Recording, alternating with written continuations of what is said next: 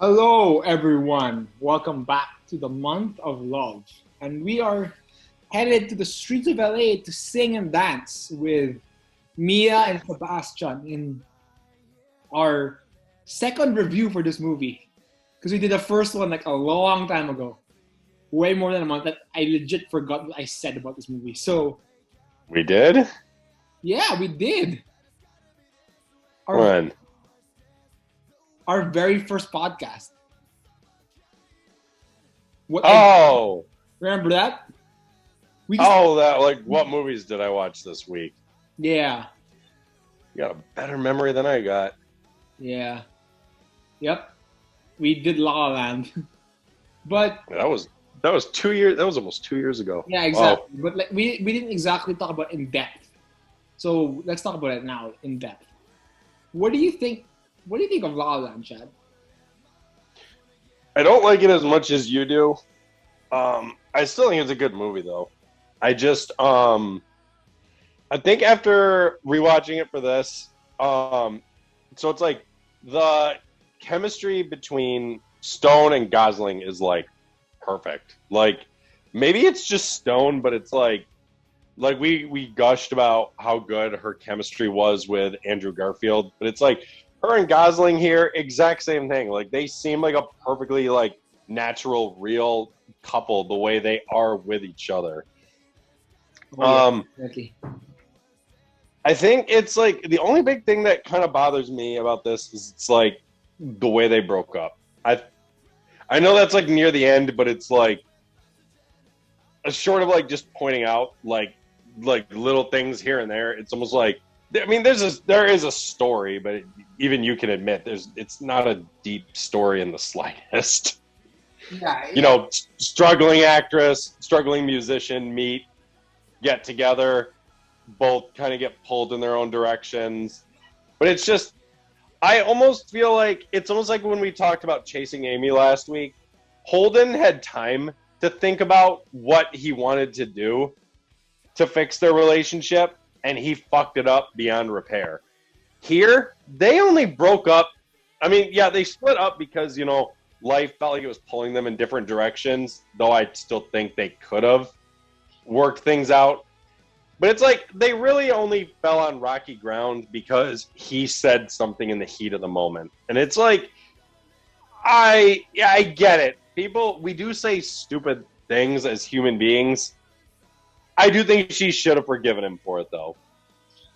Yeah, and he redeemed himself anyway. He got her to that play. Convinced her to take the job. You know what I mean? Yeah, and then like I get it, like I want to stay here, and it's like, why can't you do a long distance relationship? You got what you guys have is, to me, I thought their relationship was very strong. I felt that they both cared about each other immensely. They had great chemistry. They were in love, Oh yeah. and I almost feel like they just gave up way too easily. Yeah, yeah. They just felt like no, but like I like the fact that you can look at it from the angle that they only needed each other for that year that they were together as like support system. And when they finally No, no, these two cared about each other. They weren't just there to help each other out. These two had genuine love for each other, I thought. yeah, I agree. But it's more of like, man, does that ending suck? I'm not gonna lie, I don't really like this ending. Like, I know we even kind of were texting about it when we were talking about Spider-Man the other day. It's like there's the happy ending, kind of like what we'll get in the next movie, and then there's like the complex sad ending, like them kind of saying that like we still love each other but goodbye. It's closure, but it's like no, I wanted them to be together. Yeah, yeah. I honestly wanted me and Sebastian to stay together. It's like, but I And get it. it's like I it get would have been cheesy, but it's like there's so many romantic movies that are cheesy, and it's like sometimes it just feels good to be cheesy. And I Yeah, don't know, I and agree. no offense, but like the ending, they said it was 5 years, right? Yeah. Between them leaving. Okay, her kid was already like 3, meaning she moved on pretty quickly to her new guy. Yeah, it's more of like I get what the director was going for. You know, you pick your dreams because they got what they wanted. You know what I mean? You pick your dreams over their love. It's like Sebastian had his club and Mia had her gig, but it's almost like was it But worth? almost looking at the movie that we're going to talk about next, look at Nick. Nick was willing to throw away everything for his love for Rachel. Right, right. And here, these two, it's like, again, it just the way they seem like they were in love, but I mean, they pretty easily walked away from each other. And it's almost like, okay, I guess they weren't as in love as the movie was almost showing that I thought they were. Unless maybe, like you said, you're onto something with what you're saying, that it was almost superficial, like they were just kind of both in the same boat I so they felt could like identify the with way each I other. saw the way I see La La Land is that I felt like they were in love, but they weren't to the point of like, oh, you know my soul. Like they were each other's support system. They just had to be dating. And when they finally got their dreams, they didn't need each other anymore. They were happy and content already with their lives, that they accepted what happened and they moved on. I don't know. They didn't look too happy when they kind of said goodbye to each other. Neither of them looked happy in those last shots. Yeah. Like, she looked ready to burst into tears, and he just looked depressed. But again, to bring up Spider-Man again, what did Norman say in No Way Home?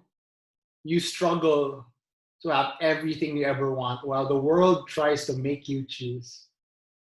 Damn good line. Fitting for this, honestly.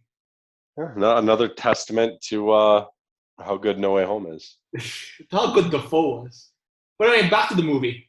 I really, I really like the dynamic of them because it showed that to me. I think what La La Land represents to me is that life doesn't always work in your favor.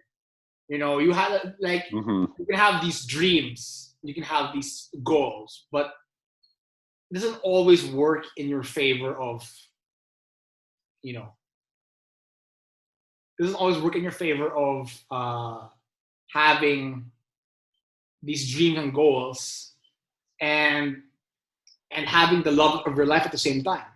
You can't have it all. You can't. You can't. Uh, you can't have everything you ever want. The world will always make you choose. Right, which is sad. That, I mean, and I get it. It's like people's dreams and career choices. It's like, obviously we shouldn't, as human beings, like, we shouldn't say like my job means more to me than a relationship. But, and I'm agreeing at the same time, it's like she wanted to be an actress. He wanted to own his own club, and they're like, that's going to pull us in different directions, and it's either going to be one of us succeeds while the other just sits there and doesn't get their dream, or we're going to be fighting an uphill battle to even have a relationship, with both of us trying to make our dreams succeed and staying together. It's just, I mean, it works. It makes sense. It's just, it's sad. It's not as sad as the ending of Chasing Amy, but it's like, it's still sad in the sense that they're looking at each other and being like, I'll never forget you, but we're never going to be together. Right. Exactly. I I don't feel know. bad for him. And no offense, like, I'm saying this as a straight guy. How does someone, like, I always wonder this about like good-looking guys and chicks in movies. How is Sebastian a single man? I'm sorry, Gosling is a good-looking man. How did he like not have a new girlfriend at the end of the movie? Yeah, I know. I know. Like there should be like at least show that Sebastian has a girlfriend. Cause like the guy's alone. Bullshit, dude. He's fucking Ryan Gosling. Right, and he lives in a hovel.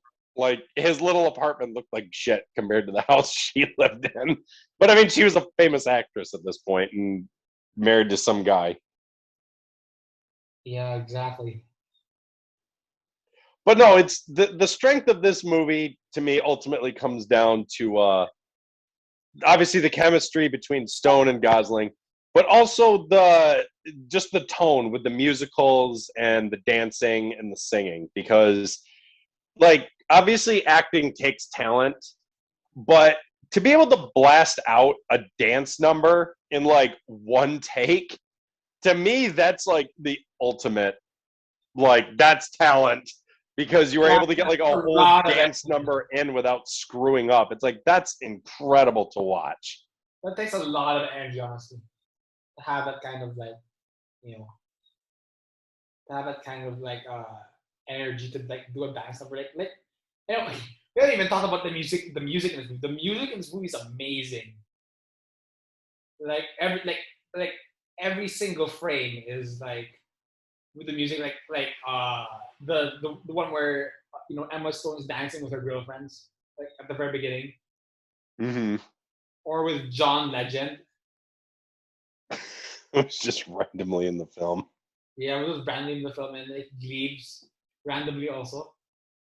Like okay, And J.K. Simmons is in the movie for no yeah, reason. for like two scenes. Just to fire Gosling on Christmas. What an asshole boss. He's like, "You're firing me on Christmas?" And he's like, "Yeah, have a good New Year." I'm like, "Wow, you monster." Yeah, also like I think the most impressive dance sequence for me was the one where they were on the bench, the Lovely Night song. Yup. Yeah, that was like the best one because like they really showed their stuff there. Like because Emma Stone and like how many times do you think I was choreographed? Because I could see no cuts, nowhere where they could cut, where they could say, oh, you got stop, let's edit it out and let's continue. No, it's like one take. Mm-hmm. No, that was good. I think this, you know what? I think the scene that was one of the most powerful in the movie had to be, again, going back to the ending, was the one where it was like that musical number while they were like viewing what life could have been like if they'd stayed together. Yeah, that Like one. redoing their relationship from the beginning all the way through. Yeah, that was awesome and sad at the same time. Exactly, because it's one of those things where it's like it probably went through both of their minds while they were staring at each other. Like, we could have done things so much better and so differently, and we'd still be together. Yeah. Well, but that's such as life. Sometimes you really will make Yeah. mistakes. That's why La La Land, I love La La Land so much because it's a realist, like Chasing Amy. It's a very realistic take on love. Like sometimes you don't get a do over. You know what I mean? Yeah. Oh, I know. Trust me.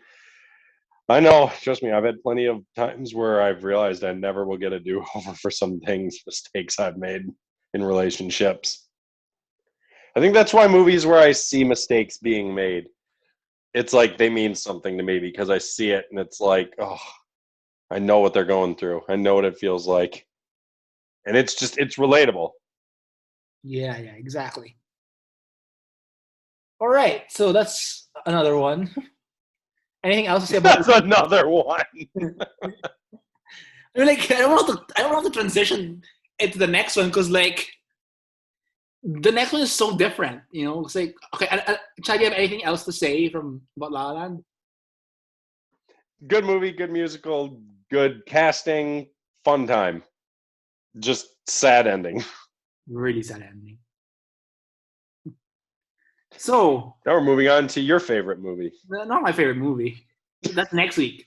But from the streets of LA, we're gonna take a plane to Singapore and meet the crazy rich Asians. So, Chad, what do you think of Crazy Rich Asians? You like? Oh, just yeah, I did. I mean, it was a fun comedy. I don't really. I said it to you when I was watching the movie. I don't like Aquafina like at all. I didn't like her in Well, like this. I didn't like her in didn't like her in this. Didn't like her in Shang-Chi. I don't find her funny. I don't find her endearing. Find her annoying, to be totally honest. But she So wasn't in this movie that much. that's what I was just gonna say. Thank God she was barely in this because the girl I like Rachel was awesome. Like I loved the character of Rachel. I really did. And we were texting all through it. And Yeah. actually I think just so it doesn't sound like stereotypical, but you were telling me about this. I mean, the way Nick's mom acted through this and the way some of these families acted, is this how I mean, was that exaggerating or is this just how some Asian mothers are? Are you kidding me? I'm Asian. I'm Filipino. They act like that. That's why I'm asking you. They absolutely act like that. That's why this movie was. That's why this movie was so. It resonated so much with the Asian community because this is exactly what Asians do. They criticize. So it wasn't. So it wasn't over the top and stereotypical. Oh no! It's that's just how they are. Actually, I don't think it went. I don't think it actually went that hard, because. So in reality, Nick's mom probably never would have changed her mind the way she did in this. In reality, mom was a Nick's mom, and the way that she acted at the end, it's probably 1 out of 10 outcome in actuality. So in actuality, she probably would have been like, no, away she comes from a family of, she comes from a bad family. No, we're not going to associate with them. It doesn't matter if you love her, right? Yeah. Wow.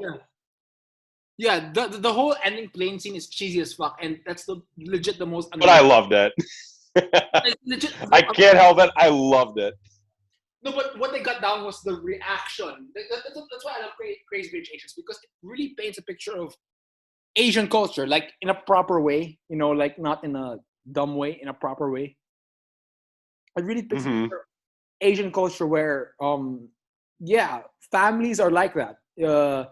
I think the most realistic part is, in fact, the ending. Even though the ending is unrealistic and realistic at the same time, because an Asian mom would never say sorry. They would never say sorry. They would never say, "You have my approval." They will show it in another way. And in the case of Nick's mom, it was showing the ring.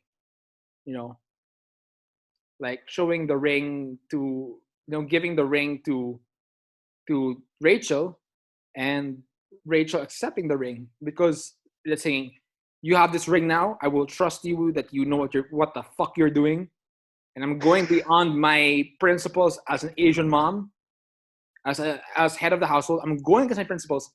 I'm not just going against her principles, going against the principles of the grandma, because the grandma said, "Oh, we really like you, but you're from a divorced family. I can't have." Even I thought the grandma was nice up until that scene. I was like, she's just as big of a bitch as the mom. Yep. So yeah, Rachel's mom was like, the mom of Nick, Eleanor, that's the name. Eleanor was like, "I trust you know what the fuck you're doing. Here's the ring. Good luck to you.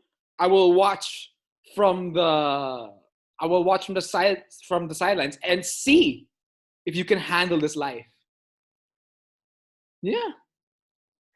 I think probably what my favorite part about this movie was just what an actual strong character Rachel was. Rachel's a strong character, but I also want to talk about Astrid, who was played by Cersei from Eternals. What do you think of her? I felt so bad for her character the entire movie. Yeah. The fact that she had to hide everything she was doing from her loser husband. Yeah. Who wasn't even that big of a loser. He was just somebody who was so insecure in himself, he couldn't handle that he had a successful wife, to the point where she felt she had to hide her successes from him. Yeah, this is actually how you do female empowerment, where it's not to the point of forced. It's actually within her character.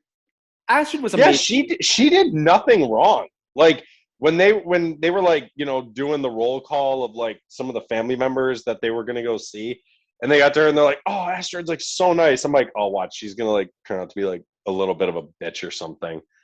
And then it's like the exact opposite. And I'm like, dude, I was like, this is like the nicest lady in the world, Yeah, and and she her got husband's cheating on her for no reason. yeah, yeah. That I hate scene where like they split up was like, I mean, she did such a good job. I thought. oh yeah, she did a fantastic job. Like where she's like, I can't, you know, I can't. Where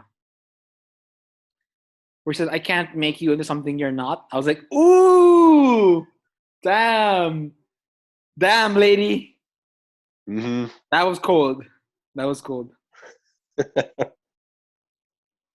So it's really just it's really and it's really just Rachel and Astrid both challenge stereotypes because and Astrid's like, oh, you have to. Astrid came to the point where like she said, I cannot stay with this man. It will go against my family's tradition of having to have a husband, but I cannot stay with this man.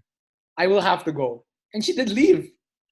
It was like, and she was like, and I love that. It's like you paid for this apartment. You can stay here, but I'm not.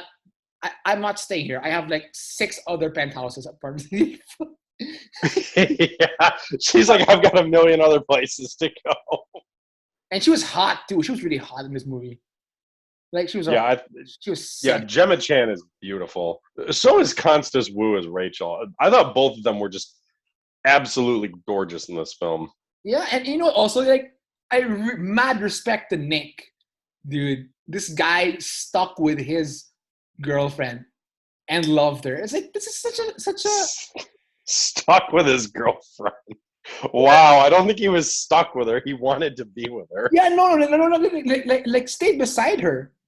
Like and all these like assholes, like all these people were hating on her, like Nick's cousins and Nick's ex girlfriend were like, let's make sure like let's make sure that this girl bails because she's a hoe.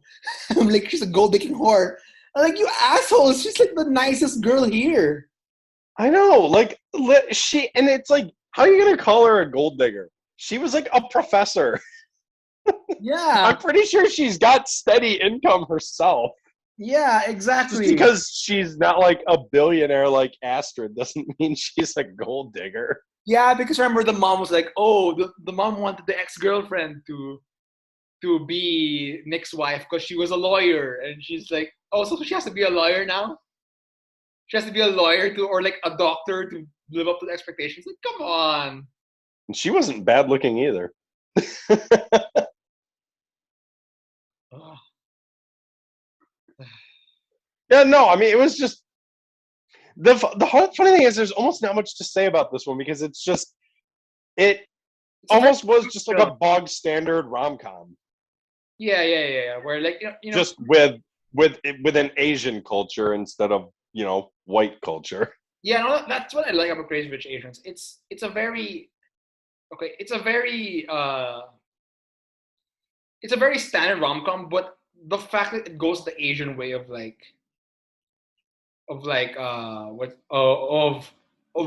discussing the story and not in a like aesthetic way, like, oh, look at these Asians, but like actually builds on the culture of Asian culture is what I think I like about this movie. And I liked the fact that it took place in that city in Singapore, which was absolutely beautiful looking. No, dude. And There's no city in Singapore. Singapore is a city. oh, my bad. um, no, the fact that it took place in Singapore, like it just instead of some like fucking New York or Los Angeles or something, like it actually took place in Beautiful. like a beautiful place in the world. That's some Yeah, hideous, no, ugly, giant city. and I've Like been it was a there. beautiful city. You've been there. Dude, my uncle lives there. I go there like I've been there 4 times. It's really beautiful.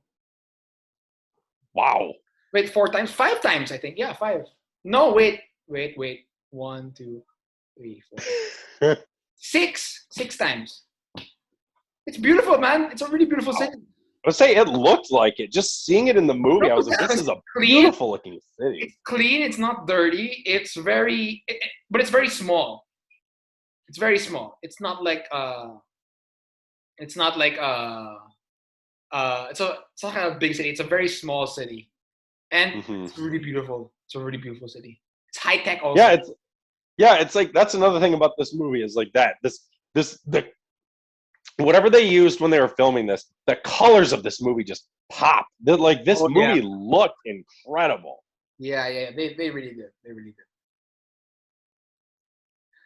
Yeah, it's like I really don't have much to say other than, Rachel was a great girl, and you know what? Nick was a great guy.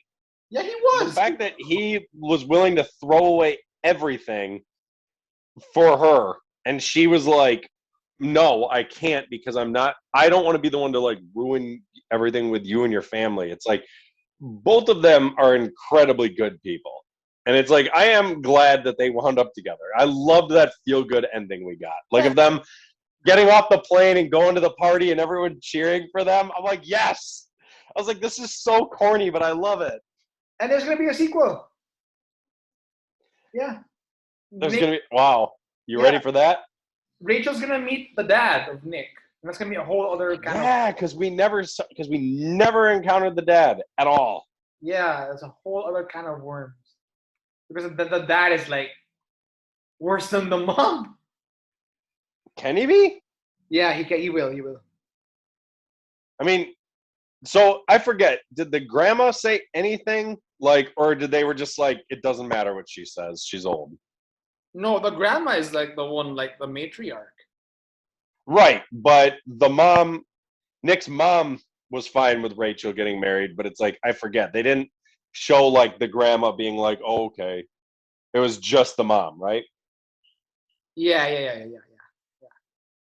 Well, we'll see what happens in the sequel, I guess. When's that supposed to come out? I'm not sure. But it's going to come out. It's already greenlit. Because this movie made bank. This movie made fucking bank at the box office. This movie made $238 million on a $30 million budget. Yeah, exactly. Yeah, movie made a shitload of money for your favorite company, Warner Brothers. So what about Aquafina, Chad? Anything to say about her? I don't ever need to see her. I don't need to see her in the sequel to this, and I don't need to see her in a sequel to Shang-Chi. No, I don't find her funny. I don't find her endearing. I understand that there's people out there who like find her hilarious. I just don't. I find her irritating. Yeah, that makes sense. It's okay. It's just it's an acquired taste, but I don't need her or want it for her. I don't. So, I guess that's it for this week. Now, next week, love has always been a bit supernatural. So we're talking 2 romance films where the supernatural does get involved. And that is Horns with Daniel Radcliffe and the famous 2016 anime movie, Your Name. So I'm Santino, signing off. I'm Chad. See you later.